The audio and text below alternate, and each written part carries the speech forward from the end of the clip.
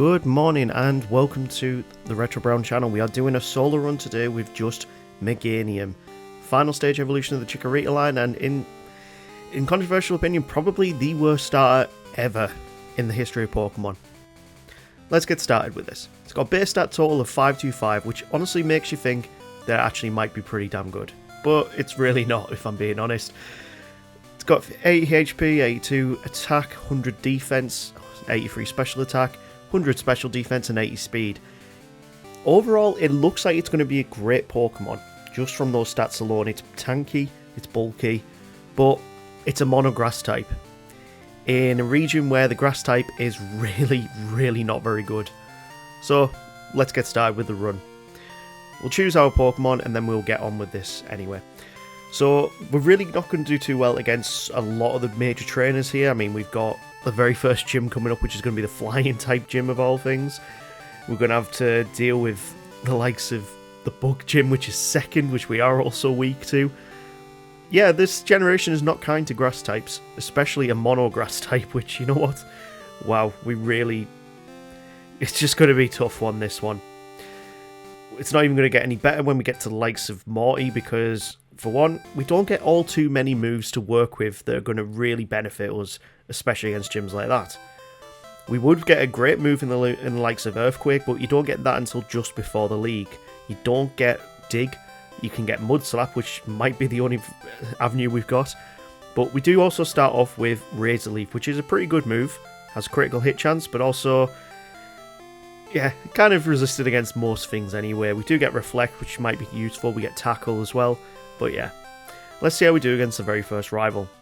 Now, the first rival is going to send out his Cyndaquil, and we're just going to go for the Reflect, making sure that we can keep our defences up. Razor Leaf is really not doing very much, and even Tackle is doing more than it because of the resistance. The stab bonus is not helping us there whatsoever. It is a comfortable win, but it just shows you how difficult this run is actually going to go be. We're actually not even going to get a new move until level 15, where we get Poison Powder, and it's not going to be the greatest of moves in this generation to use. It'd be great if we got it at a much earlier stage, but nah, level 15, we're already going to be around about the second gym, and in that gym with the bug typing, we're going to need to hit for harder and faster than ever before. So, our rival for today is going to be Timothy Brown. Thank you for joining the channel and welcome to this. Hope you enjoy being the rival against Meganium, because you're going to give me a very hard time here. Other moves that we're going to get via level up, we'll get Synthesis at level 23, which will be useful. Body Slam at level 31, which probably will be one of the better moves we get. But yeah, going against Falconer, we haven't got much to work with. Let's see how we do. He's got two Pokemon, a Pidgey at level 7, which won't be too much of an issue to go against. We just need to take it down with Tackle or after setting up a Reflect to keep our defences up, because he is a physical attacking gym. But they also have Gust on the Pidgeotto, which means that they're going to do bigger damage, and Gust without Reflect does 11 damage. So, yeah. A final stage evolution Pokemon can't even beat Falconer at level 11. Unless we get a lucky crit against the Pidgey, which means we've got more HP to work with when we go into the Pidgeotto. From here, Gust is not doing too much. We're going to reset Reflect up so that Gust only does 7 damage instead of 11. And Razor Leaf, if we can get a crit, we should be able to do this. Finally, we get a crit right at the end. At level 12, we beat Falconer and get the very first gym badge. That is... it shouldn't be that difficult with a starter, but this is the problems that plague Meganium. Now, you know what? One thing I will give Meganium its due for, if you've ever played Pokerogue of all things, it's actually a decent Pokemon using Pokerogue, especially for the likes that gets Leech Seed, it gets Toxic. It's a good setup Pokemon, so in that regard, in that scenario, Meganium actually is okay. It was actually I've played Pokerogue a few times. I've actually got a few recordings of it, and Meganium was part of the team that I actually used to first beat Pokerogue. I will eventually get around to uploading a Pokerogue run, but for now, yeah, it's probably going to be in the back burner for a while I focus on getting through all the solo runs for Gen 1 and Gen 2. So you might see at this point, you might see in December, but possibly not. One of the other big drawbacks of being a mono grass type in this generation, there's a hell of a lot of poison type Pokemon, especially with the Team Rocket side quest. So an already enjoyable side quest is made even harder by bad typing. This is why the Sunflower and the Sunkern line don't match up well in this generation, and neither would Blossom as well. We've not done a Sunkern run or a Blossom run yet, but I'm not looking forward to either of them when they come about. Getting to this point, we're now going against the second gym, and yeah, even Spinnerax can give us a bit of a hard time. If they can manage to poison us, we're on a massive back burner at that point. But from here, we just tackle our way through, and I was really wanting a different move to use but tackle, but we can't even learn Swift, which you can pick up in the cave before Azalea Town. Yeah, we can't even learn Swift, which is really weird. There's literally no other moves apart from Mud Slap that we can teach ourselves to actually get through these fights. And it is just drawn out. It's hard. And this is just... I'm sorry if Chikorita is your favourite Pokemon. There's so many Pokemon out there and so many people. Granted, there's going to be someone whose Meganium is their favourite Pokemon. It is not mine. I'm not in a Gen 2 scenario. In a Pokerogue scenario, love it, but not in a Gen 2 scenario where poison is everywhere, bug is everywhere in the early game, flying is very prominent as well. Yeah, even before we're going to go against Bugsy, we're going to go against the rival, because strangely this rival is going to be a lot easier than actually going against Bugsy. Because we do have great special defense, even getting hit by the likes of an Ember at this stage in the run, it's actually not going to be too much of a problem. Quilava comes out, we go for Mud Slaps to reduce its accuracy, and then he goes for Smoke Screen. Timothy, my guy, use Ember. You'll get much more damage done on us, but this time we actually get a first time win. So it's not all too bad. The Azalea Town rival fight is actually a lot better than in a lot of other rooms where it's probably one of the hardest fights in the entire run for myself. But yeah, it's just not enjoyable altogether. Let's see how we do against Bugsy. Now, you probably already know where I'm going with this one. The biggest problem with this entire fight for us, with being a grass monotype, is the fact that his Cypher knows Fury Cutter, and we don't deal out much damage with Tackle. So we're going into this at the first attempt at level 20, and we're trying to reduce the accuracy down on the Metapod and the Kakuna, just so that we don't take as much damage and give us as much to work with when we go into the Cypher. Razor Leaf does do alright damage against the Metapod, but from here we still need to deal with Kakuna, and it'd be a bad scenario if we get poisoned, just like here. So now we're against the clock, we're constantly losing HP, and we're going to have to deal with a Fury Cutter Cypher. This is not going to go in our favour, and Razor Leaf does barely any damage. Tackle, probably be a 6-hit KO. So yeah, we take a very obvious loss there. Let's try that again. So I go into this at level 21. Reason why we're doing this, just a little bit more to work with, and we also, well, we don't get Synthesis for another 2 levels, so kind of moot point really, being level 21. It just gives us a few extra in our stats, but we managed to get through the Kakuna and the Metapod without taking much damage. Honestly, the best we can hope for here is that Fury Cutter misses, which it finally does, meaning we can just tank enough to get through at level 22. But that is not a fun fight. That took a lot of tries to get to that point. And yeah, we can actually teach Fury Cutter ourselves, so we've actually finally got a move that is worth using. We're going to get rid of Tackle because we need the other moves that we're working with. Bringing ourselves into Goldenrod, we've got a few mandatory tasks we need to do. First, you need to go and pick up the radio card. And if you don't know how the questions work, questions 1 and 2 are false. Question 3 is true. How am I doing this the wrong way around? I think I have to say the way around. So question 1, 2 are true. Question 3 is false. Question 4 is true, and then question 5 is false. I think that's the pattern. Once you've done that, you can pick up the bicycle and then head over to the gym. Because we've lost quite a few fights, our friendship is not very high at this point, so we can't pick up return yet. Let's see how we do against Whitney. Now, Whitney shouldn't be all too bad. We've got Fury Cutter, which should really help us out in this, and if we can get to that Miltank on the 5th turn of Fury Cutter, we should be able to do this in one shot. She goes for Rollout, we go for Fury Cutter, and there we go, there's the 3rd badge, and we can pick up Synthesis. Okay, we finally got a bit of momentum here, and I was wondering which move should I get rid of, and Fury Cutter after this point, not too many chances where it's really going to be that helpful. So we'll get rid of it for Synthesis, because keeping our HP up is always a good thing. and we can progress on to the next gym after picking up the squirt bottle from this house here. That's the only way you can get past that Sudowoodo, unless there's a glitch that I've not heard about. And after those fights, we finally still can't even get return. Wow, we need to go and raise our friendship. So we'll have to go to the underground and get a haircut, because if you didn't know, if you want to make friends, you have to go and get a haircut. That brings us over to Ecruteak City, and of course with Ecruteak City there's a lot of chances to get some levels, especially with the Kimono Girls. None of these are really too much of a problem for a tanky beast like Meganium is, but we're not still dealing out much damage at all. For the next gym coming up, Mud Slap is still our best move. Even if we went ahead all the way to Olivine at this stage, there's going to be nothing that we can do. No moves that we can pick up that is going to help us against this gym. So yeah, this is going to be a difficult fight against him. We can't even pick up Rollout of all things, and that is a really sad scenario, because Rollout would sweep his entire team. Either way, once we've beaten all the Kimono Girls down and we can get as much experience as possible, we're heading into there around about level 27. We pick up HMO3, which is Surf, so this part of the game is actually mandatory if you want to pick up the HMs. And even before going against Morty, we're going to go against the rival in the Burnt Tower. So let's see how we do against here against Timothy Brown. So Mud Slap is doing about half damage on the Haunter, and straight away, of course, we always get cursed because this is Pokemon and it hits me.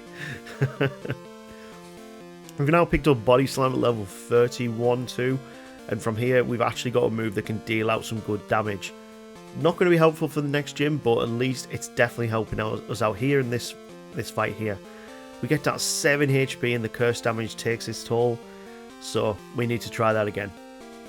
This is not an easy Pokemon to do a solo run with, and I can understand why everyone says this is the hands down the worst starter in all of Pokemon. But we're gonna endure it. We're gonna see how well we do.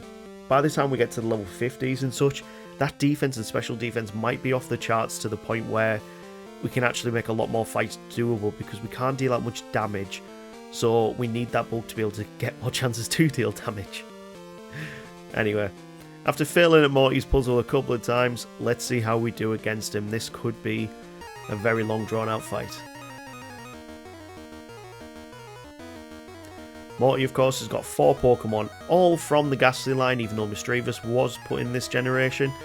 And of course we get cursed. But then we get put to sleep. I hate this. I hate Morty.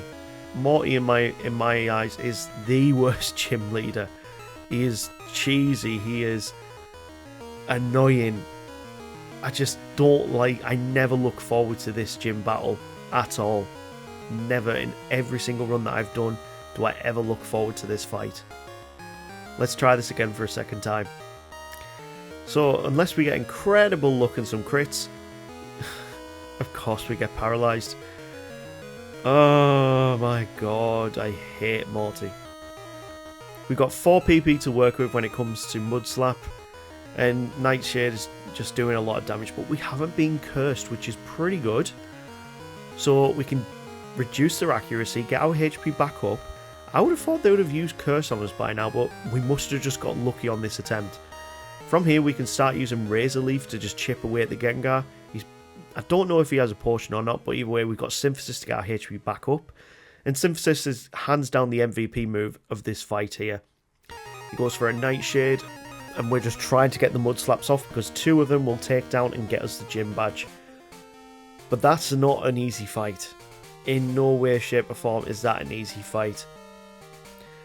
That brings us over to Olivine City, where we can kick off the potion side quest, because we need to go and get the secret potion and cure Ampharos of its ailments, whatever the ailment is.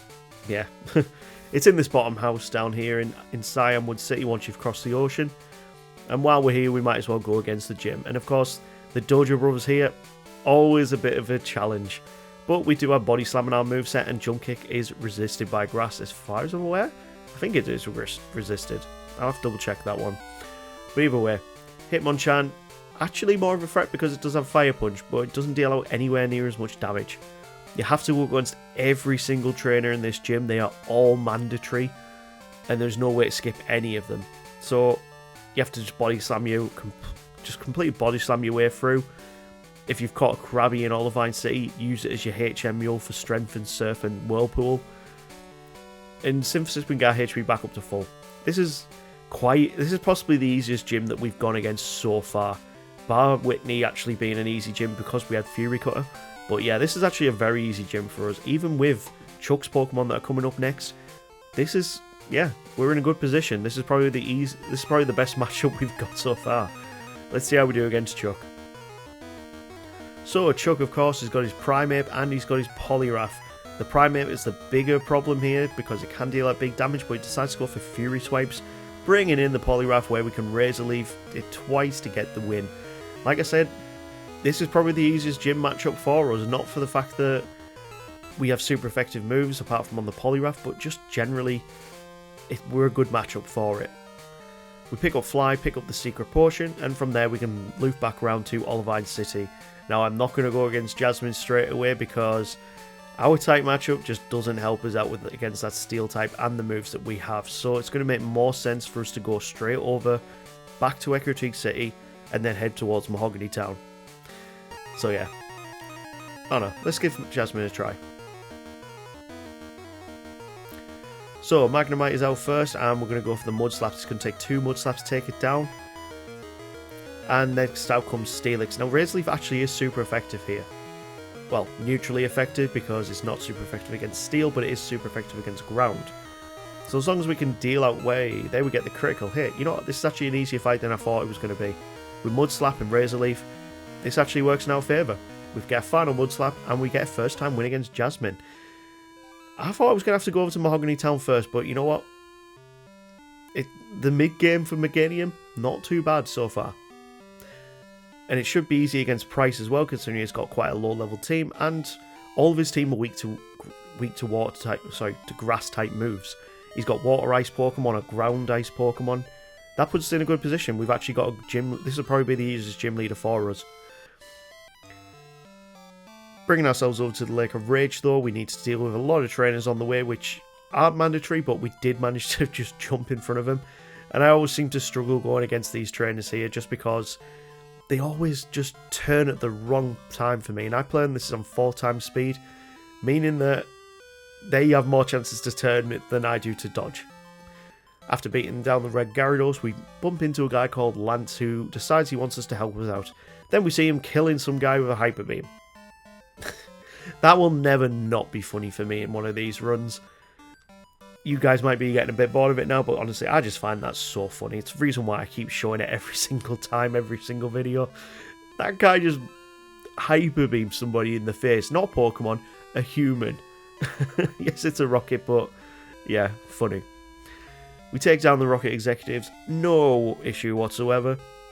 And then bring ourselves over to battling Pryce, because we can't go against the Rocket side quest until we've got 7 gym badges. So, oh my, I've lost quite a bit of time on this run just from making silly mistakes and trying to rush things. When you work on 4x speed, trying to get through the game as quick as possible because you want to get a video out every week, yeah, you do make quite a few mistakes. We're not going to teach Light Screen as well because, to be fair, I feel like we've got a decent moveset for now, and the only other move that I'm planning on changing out is going to be Mud Slap for Earthquake when we can pick it up in Victory Road. Let's see how we do against Pryce though.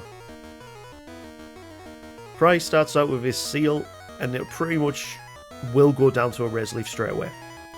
Dugong, can it go down to another Razor Leaf? Nope, because we didn't get a crit. Crit mattered. Even though 12 levels above it. Piloswine then goes down after... Oh, please don't freeze. That was close.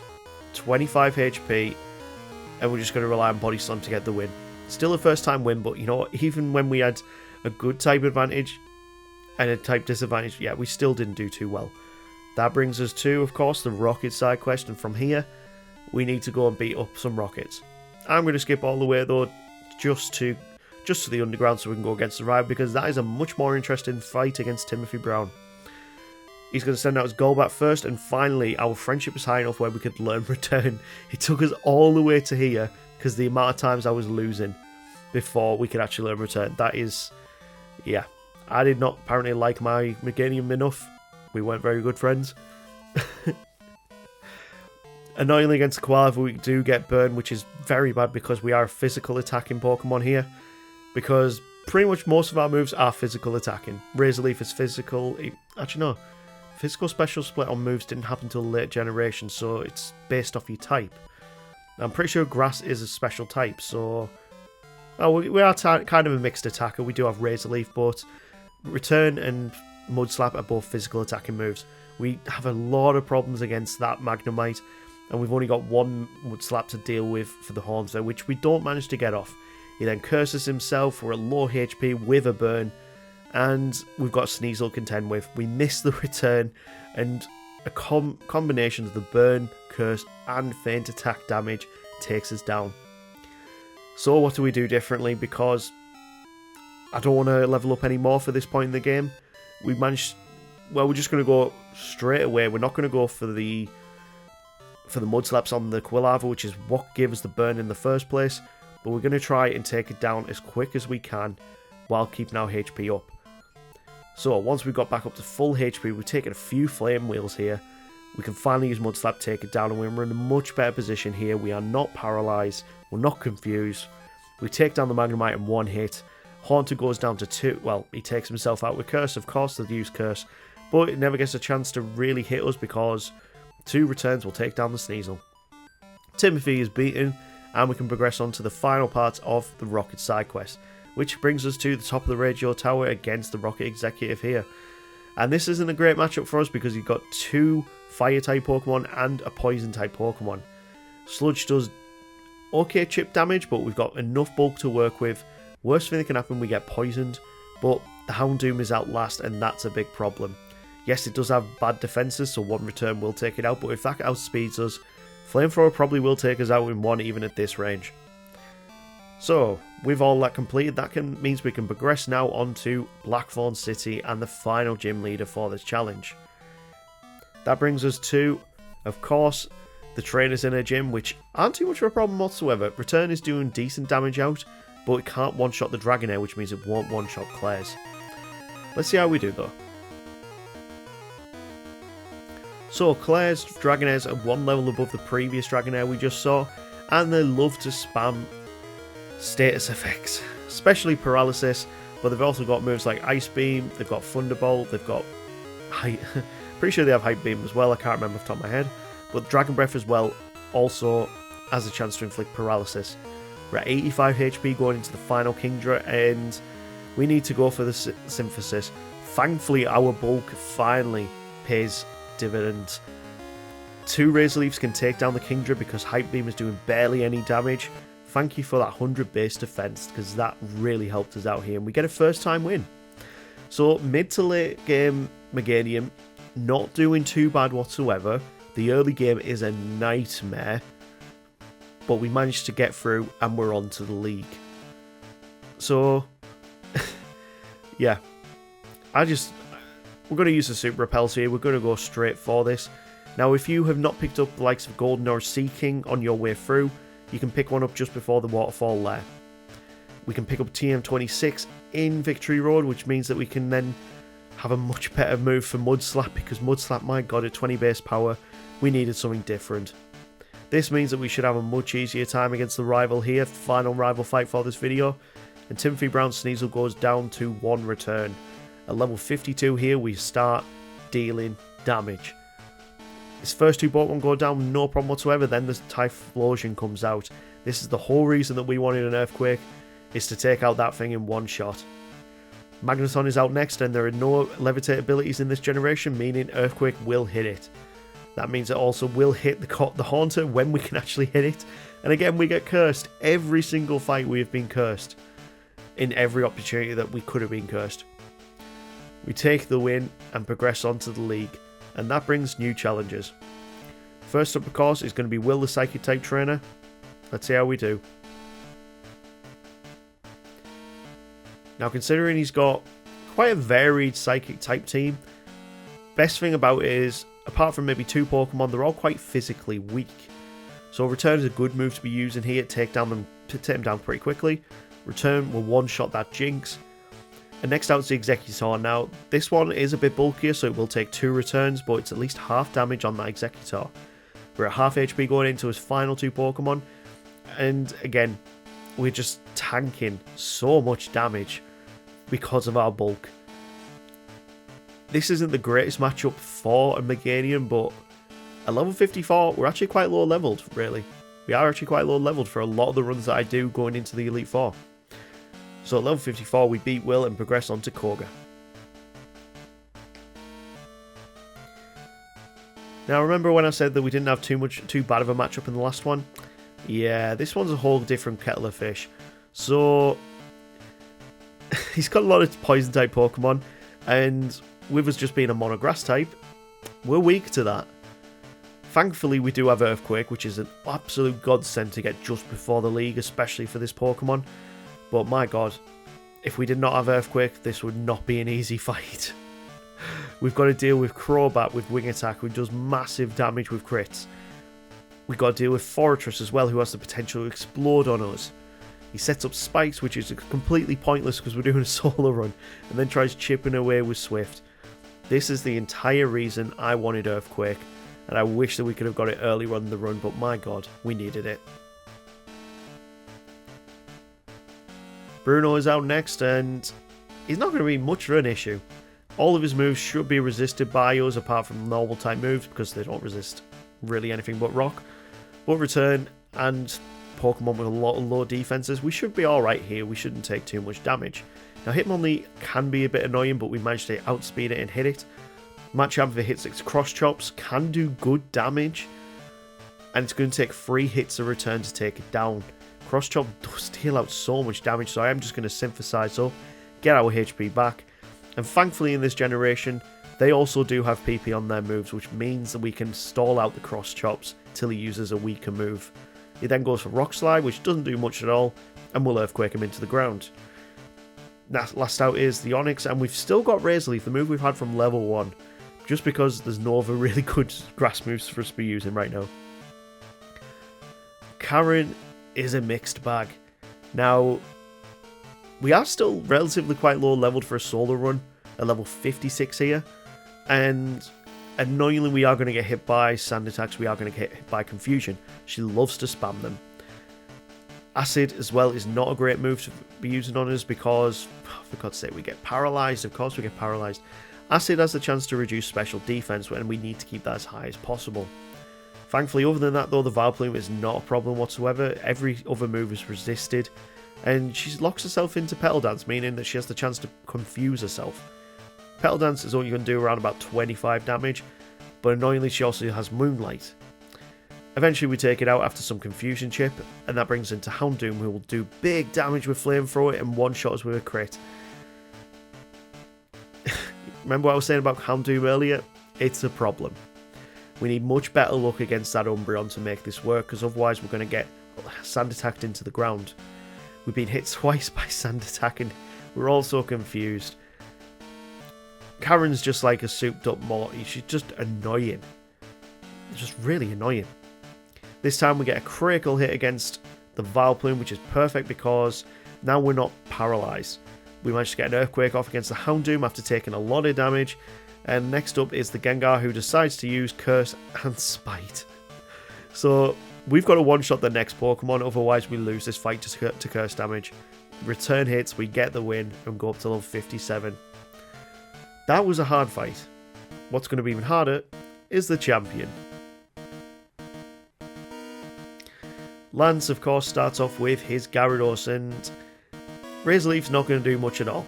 They're going to go for Hyper Beams, they're going to do big damage moves, try and take us down as quick as possible. They've got Dragonites, who have got Blizzard and Thunder Wave, because my life could not be any more tedious when doing these runs. Yeah, we need to try something different here. So, what can we do differently against Lance? Well, there's not much else to really work with in movesets, and I decided to just go full on offensive. 2 returns take down the Gyarados, and that brings into the Dragonite, who will now take 3 hits to get beaten. Thankfully though, we get 2 consecutive moves where they did not hit their Thunder Waves, because Thunder Wave does not have 100% accuracy. Razor Leaf will do big damage on the Aerodactyl, and We need to either stall it out, or we need to hope that the wing attack just doesn't do all too much damage. We need as much HP to work with when going into the next Pokemon. Because it's Charizard. So yeah, unless return one-shots, we can get it down. It takes 2 hits, but thankfully we don't take too much damage from it. Dragonite will do decent damage with Outrage, but with locking itself into Outrage, it also means that he's going to be confused in a sec. After 3 Outrages, we can start chipping away at it, and he takes himself pretty much down in confusion, and then spams a full restore because he's a cheesy arsehole. Man. We use our final synthesis, and thankfully he hits himself with confusion, giving us a window to hit him with return. And that brings in the final Dragonite. Let's just go full on offensive here. He goes for Hyper Beam, and that's his downfall. He has the recharge turn, and we get 3 returns in, getting us the win.